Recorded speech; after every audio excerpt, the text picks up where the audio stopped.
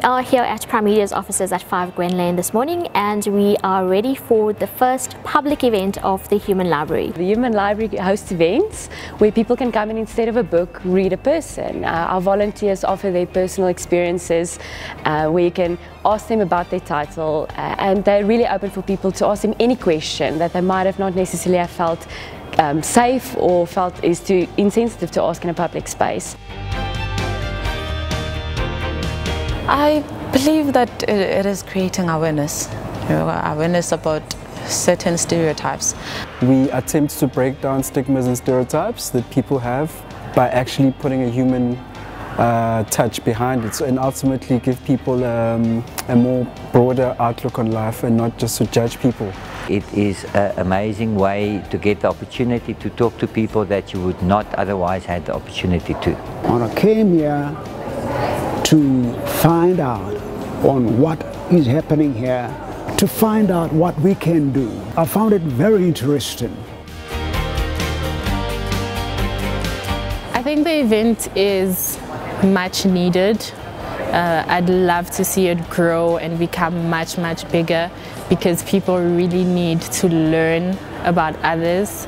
I believe that the more we understand about perceptions and we understand where people come from and we understand how their history affects them, the better we can understand our own lives, and we can be more compassionate with other people, and compassion comes from understanding.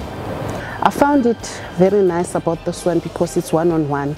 You get to know a lot of things on other people's experience. At a Human Library, you know that the person sitting there is willing to have this discussion, they are ready and prepared, and that you are safe to be asking the questions you wouldn't have otherwise asked. Dialogue, conversation, empathy, finding neutral grounds is what is necessary, I think, to really start changing perspectives on what we previously used as barriers in South Africa.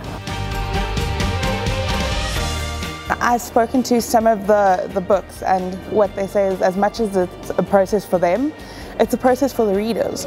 And everyone comes here for a process of healing in that sense, to open that conversation, to talk about things that no one really talks about, that you don't have that space. And I think it's something that is very sustainable, especially in South Africa, and something that will continue. You immediately realize that this person is actually the same as me and I can relate to them, so maybe I should start looking at them differently or thinking about this thing differently. I don't think I will ever get used to the reaction, to see how people engage at these events, to see the authenticity and the openness and how people are moved by just real human stories. I'm very encouraged to see that South Africans are open and want to have these type of conversations. This initiative is actually very close to what Leader Say's objective is, and that is for us to lead us in a positive way, and that can only happen through positive dialogue and conversations with people who are different to us, so that we can open our minds and think about life in a different perspective. And we are really grateful for the people that have come on board, such as Brand SA and the Play a Part team, as well as Blue Label Telecoms, who have kindly offered to advertise our event for free as well. And yeah, we hope to have a lot more of these events going forward.